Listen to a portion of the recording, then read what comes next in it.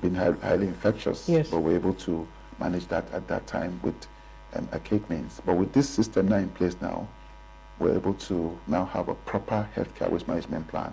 The document, like I said, was signed in 2024 by the Honorable Minister, giving us the go-ahead to implement SIM. Okay. And then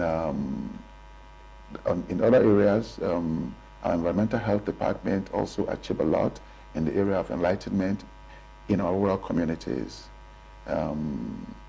Kochingoro, Alaita, all those areas. We have our teams there regularly carrying out enlightenment program, teaching the people how to manage their wastes and also live in very hygienic environment. So I say we've achieved what we set out to achieve actually. Okay.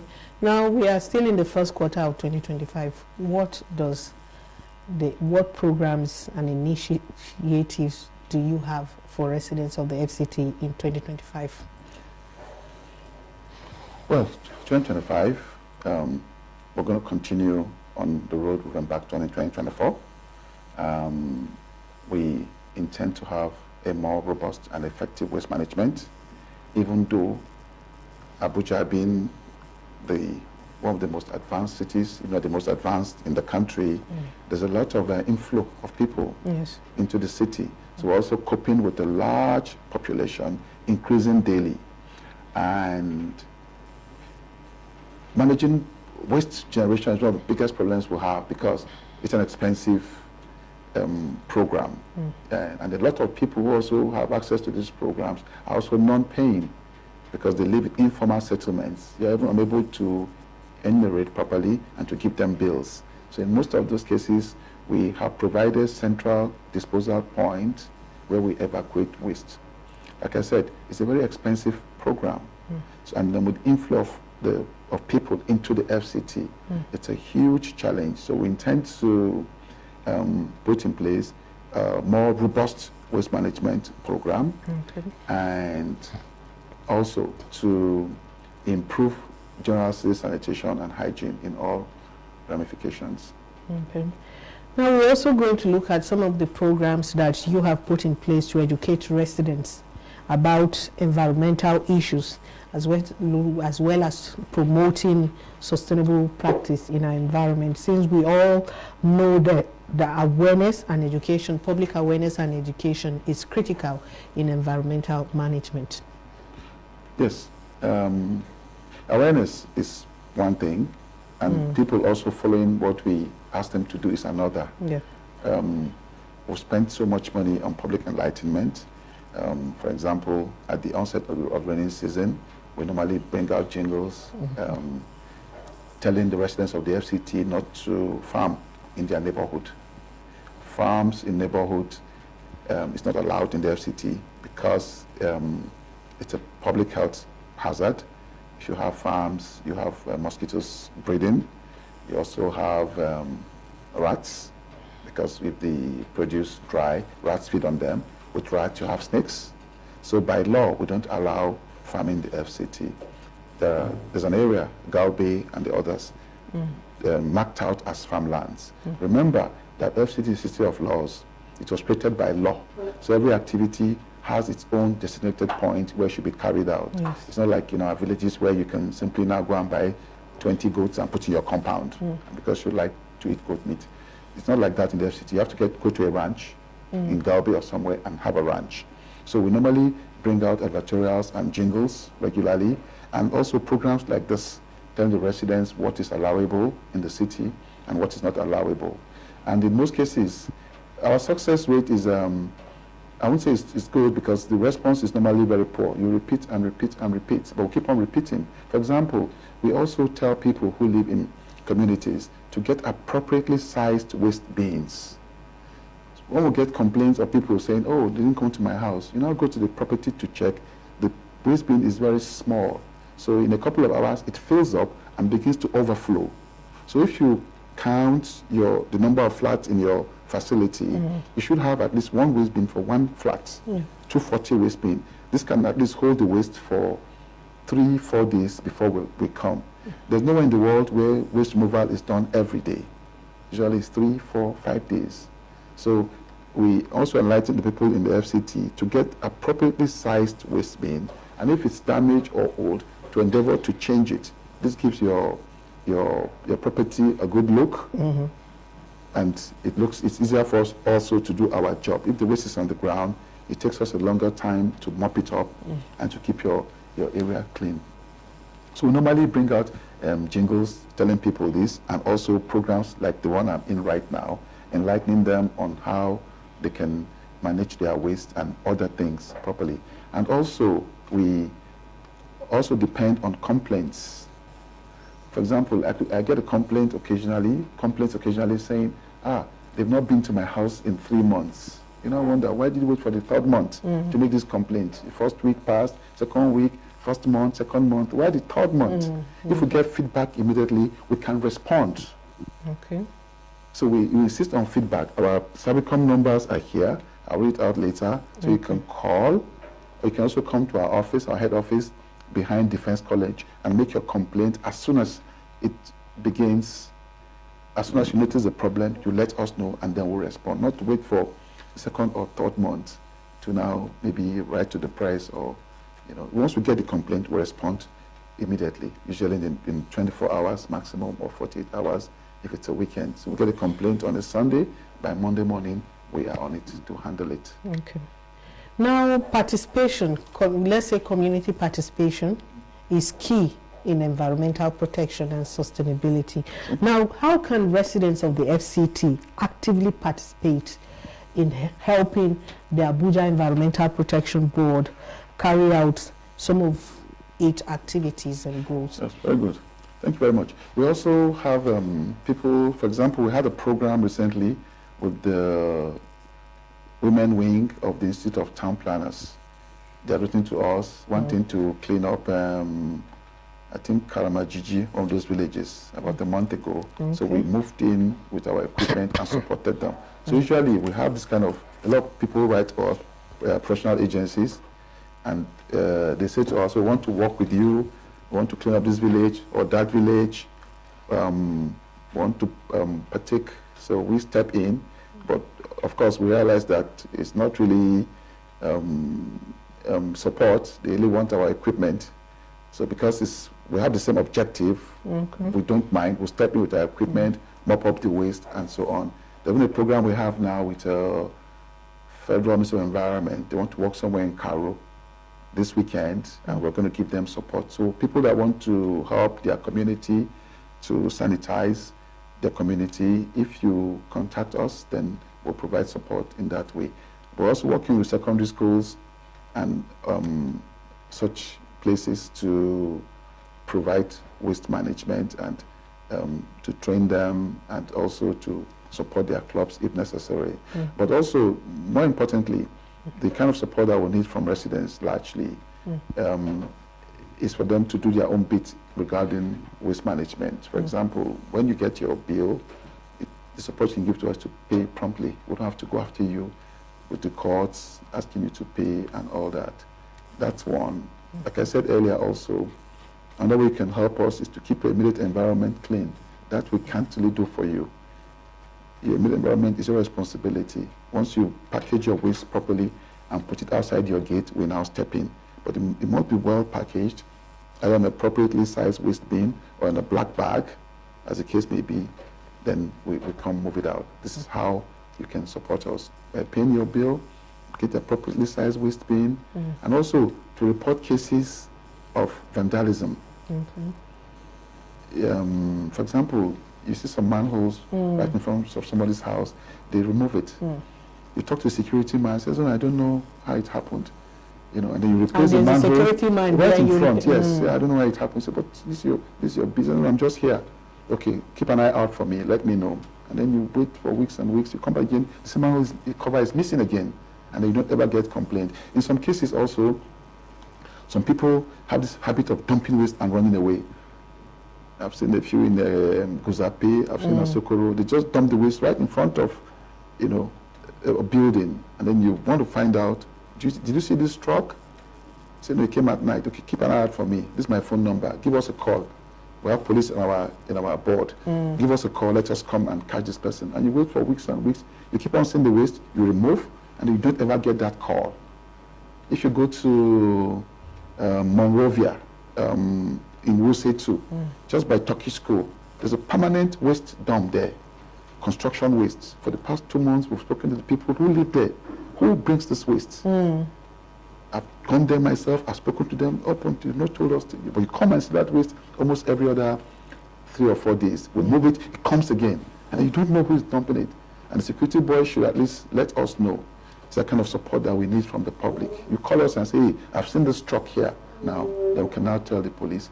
Or can you take the number of the truck? We can now follow up, and then we can have a clean FCT, because we cannot really be everywhere at a particular time. So we depend also on feedback from the populace. Let us know if you have a problem in your neighborhood. If your neighbor has turned his house into a poultry, everywhere is smelling, you let us know. We don't allow that. If your neighbor has turned his property into a cow ranch, you let us know, and then we step in. So this is kind of cooperation one from residents of the FCT. Okay. Now that you've talked about rearing of animals in residential areas and also noise pollution, does your area of responsibility also cover the suburbs, satellite towns, and other areas? Is there anything you can do to help residents of those areas report to you so that you can intervene and help solve the situation? Because in some of these suburbs and areas, we have issues like rearing of animals where people are living. We have a barber shop who have turned their shop to music center. You wake up in the morning, the first thing you hear is loud music. You have grinding machine almost everywhere in residential areas. How can the AEPB help residents in collaboration with maybe some of those waste management to reduce this environmental pollution? Yes, like I said, rearing of animals in the FCT is prohibited. It's a city of set up by a law, and there's a master plan designating where everything should be done. So it is prohibited. We've had, for example, Kubwa. We've had complaints a lot from Kubwa. People complain to us that they are rearing animals, or the neighbor refused to empty, to dislodge his septic tank, and so on. So we normally step in, but in our division, Kubwa will be under the satellite town or Bari Area Council. But we have a big health department in the APB, so we're always very available to step in. So we'll get letters from Kubwa largely, I notice, of this kind of abuses. The last one I got was about a poultry. That same day I got one about the person not dislodging, his neighbor not dislodging the septic tank. So we sent our health department to enforce that. So if you have that kind of problem, so you let us know. On the issue of noise, if you follow the news, sometime last week, the coordinator of EMMC, Felix Obwa, sent us to go and close down Amera Park somewhere in Kusape because of noise pollution. This has been an ongoing battle with that park for about 2 years now, and then he now ordered that the park should be closed down because of noise pollution. So like I said earlier, we work with information to let us know. We have a team in the Department of Environmental Monitoring. They have their noise meters. They will just go measure the noise, check the level, if it's the one acceptable by law, and then put the appropriate sanction, usually an abatement notice, and if that is not complied with, then we shut it down. We know, of course, that these are businesses, but the businesses too should respect the right of other people to live in peace. Yes. We've had plenty of complaints to in Metama because of change of land use. This is largely residential area. There's a lot of clubs springing up in that neighborhood. So we'll get complaints about noise. In those kind of cases, we advise that the clubs soundproof their property and try to advise on how to minimize the noise coming from those areas. Like your barber shops in the suburbs. I know those barber shops can be quite annoying because there's so many of them. They use their small motorized generators plus music and all that. It could be a lot for somebody living in that area. In that kind of case, you can make your complaint to the board, and then we'll step with the appropriate sanctions to But it's a lot of problems because there are quite a lot of them. I've seen them, you know, and also we get complaints of people saying that this is the issue they're having in their neighborhood. So in that situation, we advise that you come, either you write to us formally or you come and make a verbal complaint. Okay. We can still work with that. Okay. Now, with the nature of Abuja, is it possible to reintroduce the monthly environmental sanitation? Well, we had that so many years ago, but there were also challenges with our program. Because it's an international city, you cannot stop movement like that for a couple of hours. People are flying all over the world, people are flying in. So I think it's a bit obstructive. But when we had those things, we didn't have this kind of robust waste management program in place. Okay. So that was like a stopgap measure. But here we have a robust waste management working every day, Saturday and Sunday. So there's nothing special to be achieved by doing that really, because if the program in place was not effective, then you could think about that. But in a modern capital like this, I don't know how effective that will be. But there's a daily waste removal program in place, Saturday and Sunday inclusive. So I don't see what to be achieved by that, in my view. Okay. Now let's look at the dump site near Karu village. There's a dump site after St. Mary's Catholic Church. It's a very big dump site where people come there. Today you evacuate. After the next 2 hours, the dump builds up again. And that dump site is close to residential buildings. And some residents have complained that the waste is a problem to them, to their health and whatever. So what is the AUPP doing to address that challenge, that problem? Okay. I'm aware of that problem. I'm aware of that dump site. Although statutorily, the satellite town government department is in charge of that dump site, but we work together. The head of environment, the director, Dauda, we're always in touch because we synergize. So I'm aware of that dump site, and I know it was cleared about 2 days ago. The dump site was removed completely. So for those kind of informal settlements, that's what it is, informal settlement.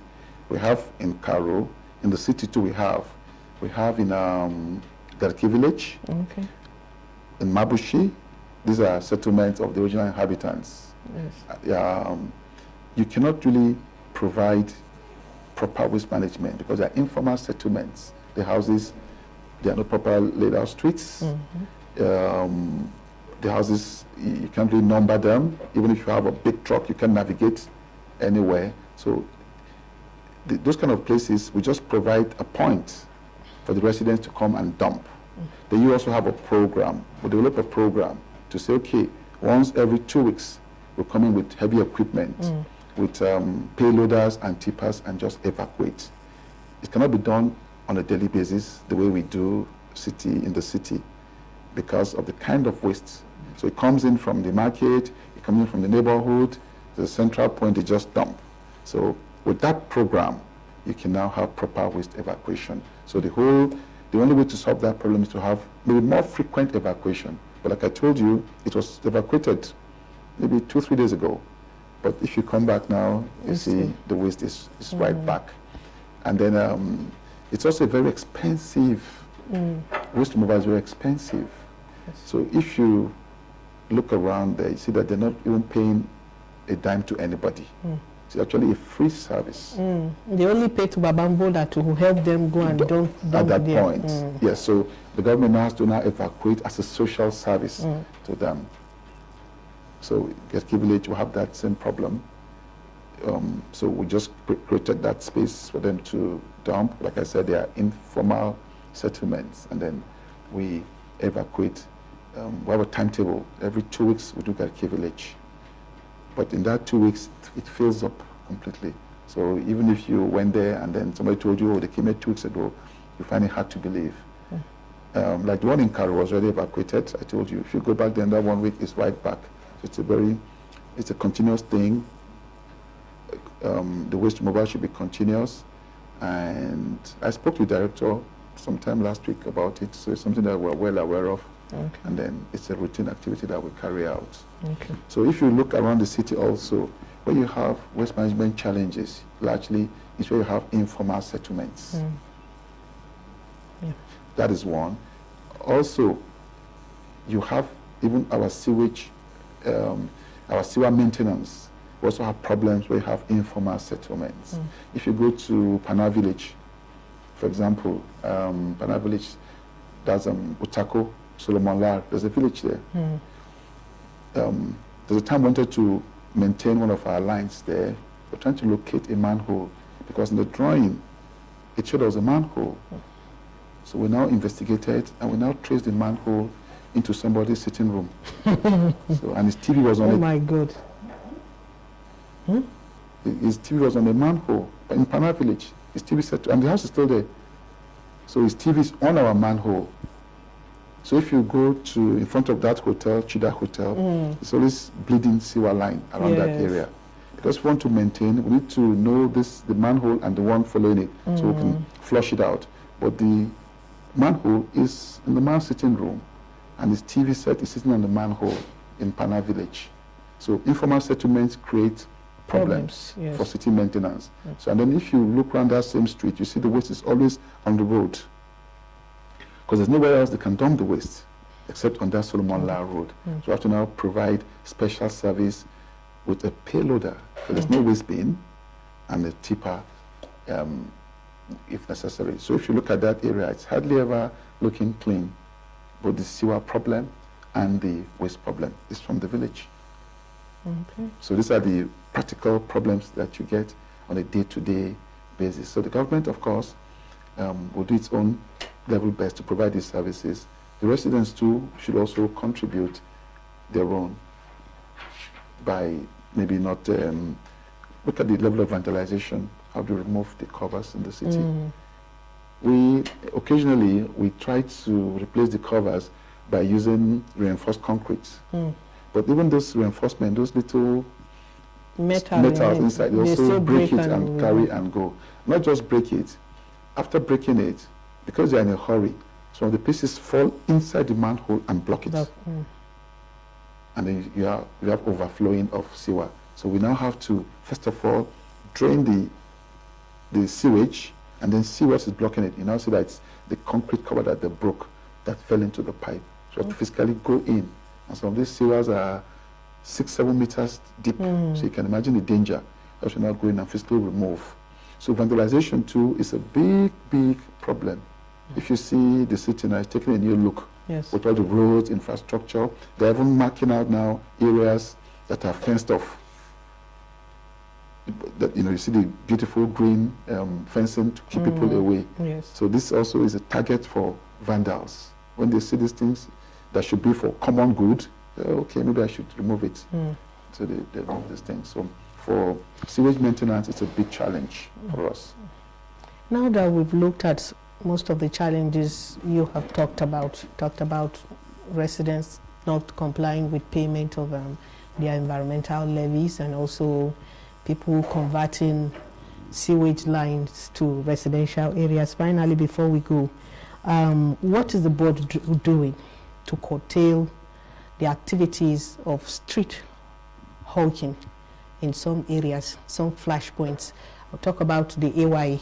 When you go there in the morning or sometimes in the evening, you'll find all kind of business activities taking place in that area. What are you doing? Let's say synergy or so with other collaboration with other agencies to manage the situation. Thank you.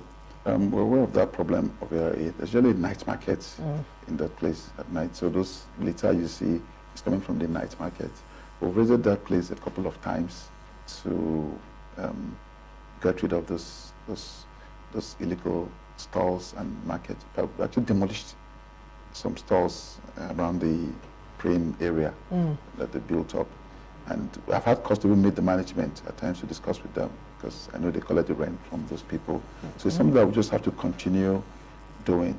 Like I said earlier, city management is a continuous exercise. Even regarding hawkers, there have been cases where you remove there's a fellow I know who sat somewhere with a wheelchair selling something. We removed him, and then around Enugu house. After about 1 week, I saw the guy again. When I went there, it was somebody else. So by the time we removed the second person, right now there's a woman selling akara there now. There's a third, one particular aspect of the big tree. So I was thinking, don't cut off that tree, because it's not a nice place to sell. So you remove one person, another person comes, move another, they come. So it's a continuous thing that we're doing. We're removing, they come back, we're removing. So it's no break. So this AYA will note it again and rate the place again, and then see if we can sustain that area. Because there are also security implications in having people moving around at night in that kind of exclusive neighborhood. So we'll try and sustain our activity there. Okay. You talked about giving out your number so residents can call to complain or ask questions. Yes, our Servicom number is 0901 982 3895. 0901 982 3895. Okay. So if there's any complaint, please call this number immediately, not to wait for 1 month or 2 months. And no, just call at once. If you notice the waste removal is poor, or there's a sewer problem, or there's a hawker in front of your house, you can call this number immediately. Okay. And then the number of our PRO too, who coordinates some of our activities, 0807 083 8972. Okay. 0807 083 8972. So you can call any of these numbers, and I can assure you, you'll get a response. Okay. You also said residents can visit your head office at Defense College, behind Defense College, to also report to you. Thank you very much for coming on to this edition of the FCT Call Center. Today, we've been speaking with the Director of Abuja Environment Protection Board, Engineer Osilama Brema. Thank you once again. Thank you for having me. For coming. Do join us next week for another edition of the program. But before we go, we must say a very big thank you to those that have contributed to the success of today's edition of the program. Thank you very much to the Public Relations Officer of the Abuja Environment Protection Board, Mrs. Janet Penny. Thank you very much for all your effort. To Joyce Ojo, the Desk Officer of the FCT Call Center, and of course the coordinator of the FCT Call Center, Dr. Jumai Amadu. I am Paulina Adojo. Thank you very much for staying with us.